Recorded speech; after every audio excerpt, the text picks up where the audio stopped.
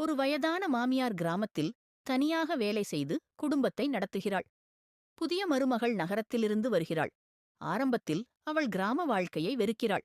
ஆனால் ஒரு நாள் மாமியார் உடல் நலக்குறைவால் விழுந்தபோது மருமகள் முழு வீட்டையும் கவனிக்க ஆரம்பிக்கிறாள். அப்போது இருவருக்கும் உண்மையான பாசம் உருவாகிறது.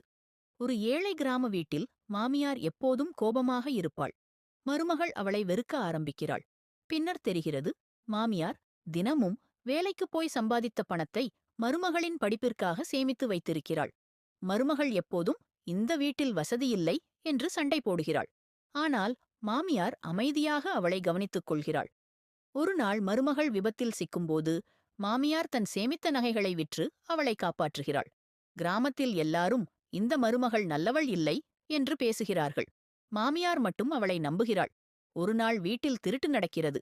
எல்லோரும் மருமகளை சந்தேகப்படுகிறார்கள். கடைசியில் உண்மையை கண்டுபிடித்து மாமியார் அவளை காப்பாற்றுகிறாள். தன் அம்மாவை இழந்த பெண் ஒருத்தி திருமணமாகி கிராம வீட்டுக்கு வருகிறாள். மாமியார் கடுமையாக இருப்பதால் பயப்படுகிறாள்.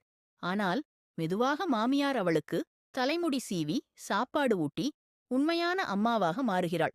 மிகவும் ஏழை கிராம குடும்பம். வீட்டில் ஒரு கிண்ணம் கஞ்சி மட்டுமே இருக்கிறது. மாமியார் அதை மருமகளுக்கு கொடுக்க முயற்சிக்கிறாள். மருமகள் அதை மாமியாருக்கு தர முயற்சிக்கிறாள். இறுதியில் இருவரும் பகிர்ந்து சாப்பிடும் காட்சி. மாமியார் மிகவும் உடல்நிலை பாதிக்கப்பட்டிருக்கிறாள். அவள் கடைசி ஆசை மருமகள் சிரித்த முகத்துடன் இந்த வீட்டை நடத்த வேண்டும் என்பதுதான். மருமகள் அதற்காக தன் வாழ்க்கையை மாற்ற முடிவு செய்கிறாள். கிராமத்தில் எல்லாருக்கும் உதவி செய்யும் மருமகளை பார்த்து மாமியார் பெருமைப்படுகிறாள். ஆனால் சிலர் பொறாமையால் இருவரையும் பிரிக்க முயற்சிக்கிறார்கள். இறுதியில் மாமியார் மருமகளுக்காக ஊருக்கு முன் நிற்கிறாள். மருமகள் எப்போதும் மாமியார் தன்னை வெறுக்கிறாள் என்று நினைக்கிறாள். மாமியார் இறந்தபின் ஒரு கடிதம் கிடைக்கிறது.